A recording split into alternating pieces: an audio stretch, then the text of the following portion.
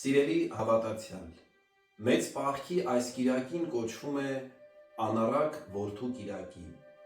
որը իր անվանումը ստացել է Ղուկասի ավետարանում պատմված համանուն առակից։ Մեր Տեր Հիսուս Քրիստոս պատմեց այս պատմությունը բացատրելու համար Աստծո անսահման ողորմությունը, նրա ներման մեծությունը և զղջալու կարևորությունը։ Մի մարդ երկու որդի ուներ։ Կրտսեր որդին պահանջեց իր ժառանգության բաժինը, վերցրեց այն և հեռացավ հայրական տնից։ Նա մսխեց սակայն իր ամբողջ ունեցվածքը անառակ կյանքով և վերջապես հայտնվեց աղքատության մեջ։ Քաղցած ու հուսահատ, նա որոշեց վերադառնալ տուն, խնդրելով հորը, որ իրեն ընդունի թեկուզ որպես ծառա։ Երբ որդին վերադարձավ, հայրը ոչ միայն չմերժեց նրան, այլ սիրով ընդունեց, գրկեց և մեծ խնջույք կազմակերպեց, նշելով նրա վերադարձը։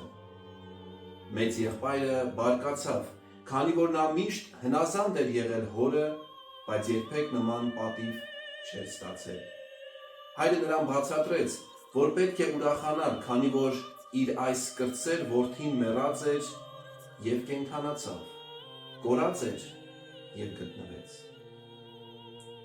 Առակի մեջ, սիրելի հավատացյալ, հայրը խորհրդանշում է Աստծուն, ով միշտ պատրաստ է ներելու յուրաքանչյուր զղջացող մեղավորի։ Անառակ որդու վերադարձը խորհրդանշում է զղջացող մարդու հոգևոր դարձը և վերածնունդը։ Մեծ եղբայրը ներկայացնում է այն մարդկանց, ովքեր չեն գիտակցում Աստծո ողորմության խորությունը և նախանձով են նայում ուրիշների ներմանը։ Հայրը ցույց է տալիս, որ իսկական սերը պայմաններ չի դնում և ուրախանում է յուրաքանչյուր մարդու փրկությամբ։ Այս առակը, սիրելի հավատացյալ, մեզ սովորեցնում է, որ Աստված միշտ պատրաստ է ներել նրանց, ովքեր անկեղծորեն զղջում են, և խրախուսում է մեզ լինել ներող, համբերատար, սիրառատ միմյանց հանդեպ։ Ամեն։